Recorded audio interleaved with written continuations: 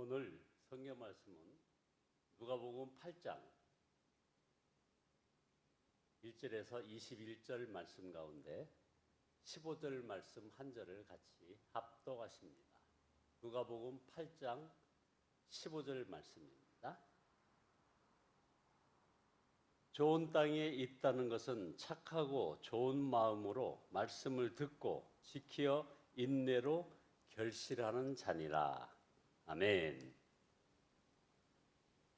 함께 인사 나누시기 바랍니다. 좋은 열매 맺는 사람 됩시다. 아멘. 오늘 말씀 제목은 말씀은 넘치는데 왜 열매는 없는가? 라는 제목입니다. 우리 세대가 손에 쥔 말씀의 양은 역사상 그 어느 시대보다도 많습니다. 그런데 이상하지 않습니까? 그렇게 많이 듣는데 우리의 삶은 그만큼 달라지고 있습니까? 말씀은 넘치는데 열매가 부족한 시대입니다. 지금은 그 많은 말씀의 향연이 결실로 이어지지 않는 그런 시대입니다. 바로 이런 시대에 오늘 예수님의 4가지 땅에 떨어진 씨의 비유가 우리에게 주어졌습니다. 예수님께서 각 성과 마을에 두루 다니시며 하나님의 나라를 선포하시고 복음을 전하셨습니다. 그때 예수님께서 큰 무리 앞에 농부 한 사람의 이야기를 꺼내십니다. 누가복음 8장 5절 말씀에 씨 뿌리는 사람이 씨를 뿌리러 나갔는데 그가 씨를 뿌리는데 덜어는 길가에 떨어지고 밭에 밟히기도 하고 발에 밟히기도 하고 하늘의 새들이 쪼아 먹기도 하였다는 것입니다. 한 농부가 손을 휘저 씨를 뿌립니다. 어떤 씨는 길가에 떨어져 밟히고 새들에게 먹혔습니다. 어떤 씨는 돌짝밭에 떨어져 싹은 났는데 습기가 없어서 곧 말라버렸습니다. 어떤 씨는 가시덤불 속에 떨어져 가시가 함께 자라면서 그 기운을 막아버렸습니다. 그리고 어떤 씨는 좋은 땅에 떨어져 100배의 열매를 맺었다는 그런 이야기입니다. 자, 여기서 우리가 놓쳐서는 안 되는 그런 중요한 포인트가 있습니다.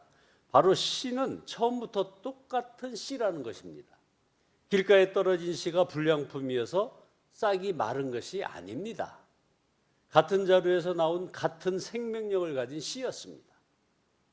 뿌리는 농부도 마찬가지입니다. 한 손으로 한 마음으로 같은 동작으로 밭 전체에 씨를 뿌렸습니다. 씨도 신실했고 뿌리는 그 손도 아주 신실했습니다. 그리고 예수님은 이 이야기를 마치시고 외치셨습니다. 들을 귀 있는 사람들은 들어라 하고 외치셨다는 겁니다. 제자들이 다가와 무슨 뜻이냐고 묻자 예수님이 친히 풀어주셨습니다. 이 씨는 하나님의 말씀이고 4가지 땅은 그 말씀을 듣는 4가지 방식이라고 풀어주십니다. 즉 이 이야기는 처음부터 씨에 관한 이야기가 아니라 듣는 우리에 관한 이야기였습니다. 우리가 이렇게 모인 것, 예수님 앞에 마찬가지로 그 당시 예수님 앞에도 큰 무리가 모여 있었습니다. 예수님은 8절에 이어서 18절에도 듣는 이들에게 말씀하시기를 그러므로 너희는 조심하여 들으라. 씨는 동일한 하나님의 말씀입니다. 말씀은 생명이 있고 뿌리는 손도 신실합니다. 그렇다면 이제 중요한 것은 그 말씀을 듣는 우리의 마음입니다. 4가지 땅 가운데 길가도 돌짝밭도 가시덤불도 끝내 열매를 맺지 못했습니다. 이것은 결코 가볍게 넘길 일이 아닙니다. 예수님이 길가를 두고서 무엇이라고 하셨는지 보십시오. 길가에 떨어진 것들은 말씀을 듣기는 하였으나 그 뒤에 악마가 와서 그들의 마음에서 말씀을 빼앗아감으로 믿지 못하고 구원을 받지 못하게 되는 사람들이다. 자, 믿지 못하고 구원받지 못하게라고 하셨습니다. 이게 무서운 것입니다. 더 무서운 것은 이 새 땅에 말씀과 아무 상관없는 바깥 세상 사람들이 아니라는 사실입니다. 이들은 모두 말씀을 들은 사람들입니다. 그것이 교회가 되었던 바깥 집회가 되었던 온라인이 되었던 간에 말씀을 듣는 우리와 같은 사람들이지 듣지 않는 저 바깥 세상 사람들이 아니라는 겁니다. 말씀은 들었지만 마음에서 악마가 빼앗아가서 믿지 못하고 구원을 받지 못하게 되는 이들입니다. 이것이 두려운 일입니다. 두 번째 땅인 돌짝밭은 그 말씀을 기쁘게 받았습니다. 13절이죠. 돌짝밭에 떨어진 것들은 들을 때는 그 말씀을 기쁘게 받아들이지만 뿌리가 없으므로 잠시 동안 믿다가 시련의 때가 오면 떨어져 나가는 사람들이라는 겁니다. 자, 말씀을 기쁘게 받아들였다는 말은 소위 은혜 받았다는 거 아닙니까? 아멘. 제게 주시는 말씀입니다. 그러나 시련이 닥치자 이게 떨어져 나갑니다.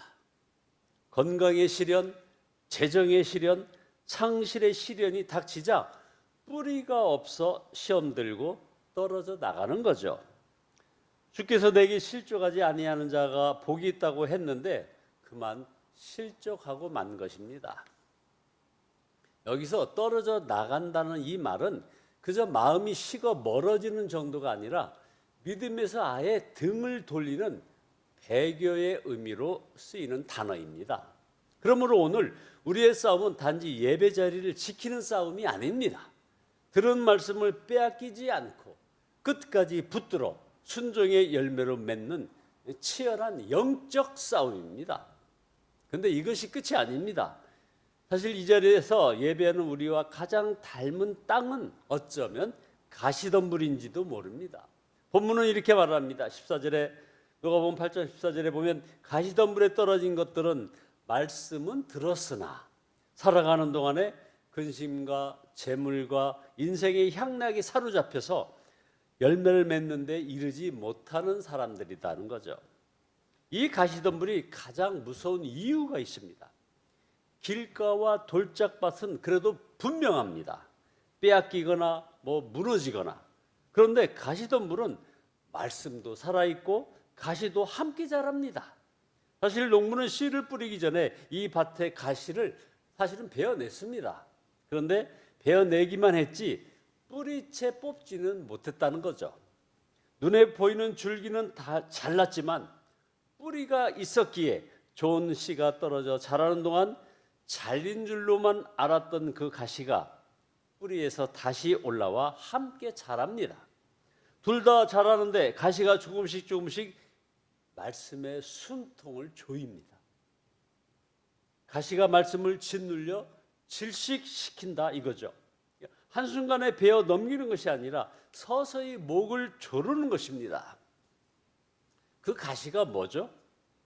예수님은 이것이 이생의 염려와 재물과 향락이라고 하셨습니다. 이 세 가지 단어는 모두 한 단어로 묶입니다. 이생, 곧 이 세상의 삶입니다. 염려는 내일을 알 수 없는 불안입니다. 재물은 더 많이 가지려는 욕심입니다. 향락은 이 세상의 즐거움과 쾌락을 누리려는 그런 마음입니다. 이 세상의 삶이 악한 겁니까? 아닙니다. 자녀 걱정, 노후 걱정, 먹고 사는 걱정은 세상을 사는 사람이라면 정당한 염려입니다. 어떻게 그런 고민도 없이 살아갑니까? 바로 이것이 가시의 무서움입니다. 가시는 악으로 위장하고 들어오지 않습니다. 선하고 정당하고 마땅한 모습으로 들어와서 그 정당함으로 말씀의 자리를 조금씩 밀어냅니다. 먹고 살려면 어쩔 수 없어. 사업하려면 어쩔 수 없어. 애들 키우려면 어쩔 수 없지 뭐. 우리는 나쁜 일이나 악한 사업하느라 말씀을 잃는 것이 아닙니다. 먹고 사는 일에 쫓기다가 잃어버립니다. 이것이 가시덤불 속에 속한 그런 땅의 특징입니다. 그래서 주님은 물으시는 겁니다. 너희가 주의해서 들어야 한다. 너희의 마음은 어떠한 땅이냐? 예수님이 수많은 무리들을 보며 너희가 내게 온 것은 빵을 구하러 온 것이 아니냐? 기적을 보러 온 것이 아니냐? 불안을 다스리고 재물을 모으고 이생의 안락을 위해 온 것이 아니냐? 주님이 물으시는 겁니다. 이 질문 앞에 우리가 정직하다면 우리 가운데 가시밭에 들으면서 완전히 자유로운 사람은 많지 않을 것입니다. 그런데 감사하게도 이런 땅이 전부가 아니라는 아주 좋은 땅이 있습니다. 어떤 땅이 좋은 땅인가요? 예수님이 이어지는 말씀에서 좋은 땅이란 어떤 관념이 아니라 삶으로 반드시 증명되는 실체라는 사실을 세 가지 영적 표지를 통해서 구체적으로 보여주십니다.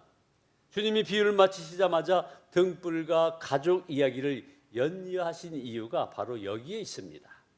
좋은 땅은 추상적인 마음의 상태가 아니라 결국 삶 속에서 다음 세 가지 표지가 드러납니다. 첫 번째 표지는 감출 수 없는 복음의 빛으로 드러납니다. 이 빛은 복음의 빛입니다. 좋은 땅을 가진 사람은 빛을 숨기지 않고 세상에 비추는 이들이라 이겁니다.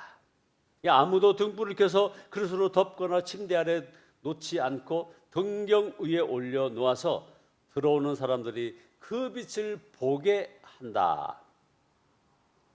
생명이 있는 씨앗이 땅에 떨어지면 뚫고 나와 싹을 틔우듯 말씀이라는 생명이 제대로 박힌 좋은 땅은 그 안에 머무를 수가 없는 거죠. 삶의 행실을 통해 복음의 빛을 세상에 비추게 됩니다. 여러분의 삶은 지금 누군가에게 주님의 빛을 보여주고 있습니까? 둘째, 좋은 땅의 두 번째 표지는 성령의 열매로 드러난다는 겁니다. 주님을 닮아간다는 거죠. 그리고 좋은 땅에 떨어진 것들은 바르고 착한 마음으로 말씀을 듣고 그것을 굳게 간직하여 견디는 가운데 열매 맺는 사람들이다 말씀하십니다. 결국 좋은 땅의 특징은 열매입니다. 원망 대신에 감사의 열매가 자라고, 불안 대신에 평안의 열매가 자라고, 미움 대신에 사랑의 열매가 자라는 겁니다. 그래서 예전에는 아주 쉽게 좌절하고 분노했던 사람들이 이제 오래 참고, 예전에는 자기밖에 모르던 사람이 이웃을 돌보고, 예전에는 상처에 붙들려 살던 사람이 이제는 용서의 길을 걷기 시작합니다. 이것이 말씀의 열매입니다. 세 번째, 듣고 행하는 순종으로 이 좋은 땅의 표지가 나타난다는 겁니다. 듣고 행하는 순종. 내가 주님의 말씀을 참으로 들었다는 증거는 뭐 어떤 감동의 크기가 아니라 행함과 순종의 방향입니다. 자, 그러면 나는 어떤 땅입니까? 이 세 가지는 내가 뭐 몇 점인지 스스로 매기는 그런 점수표가 아닙니다. 점수가 모자란다고 뭐 주저앉으라는 것도 아닙니다. 더 중요한 것은 어떻게 하면 나는 이런 좋은 땅이 될 수 있을까? 그 질문으로 인도하는 겁니다. 내가 이를 악물고 노력하면 될까요? 물론 우리에게도 책임이 있습니다. 좋은 땅의 특징을 15절에 보니까 그 좋은 땅에 떨어진 것들은 바르고 착한 마음으로 말씀을 듣고서 그것을 굳게 간직하여 견디는 가운데 열매를 맺는 사람이라 했습니다.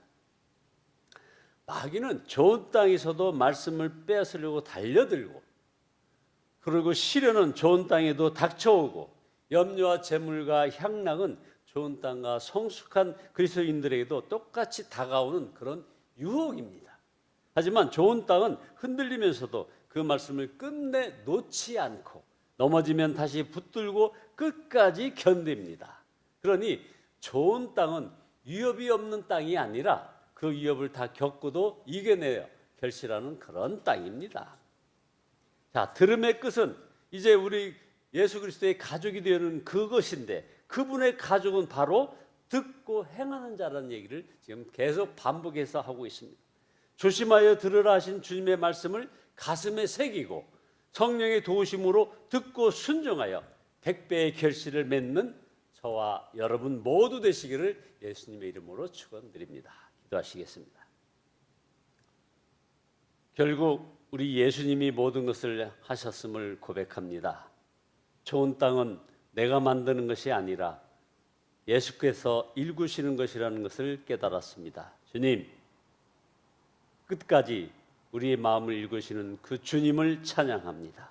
그러나 회개합니다. 온전히 믿지 못했음을 용서하여 주시고 이제 십자가 사랑 늘 감사하며 그분께 마음을 열어드리고 오늘 뿌려진 이 말씀을 놓지 않고 붙드는 저희들에게 인도하여 주셔서 아버지 하나님이여 끝까지 주님의 말씀을 가슴에 새기고 성령의 도우심으로 듣고 순종하여 백배의 결실을 맺게 인도하여 주옵소서. 예수님의 이름으로 기도드리옵나이다.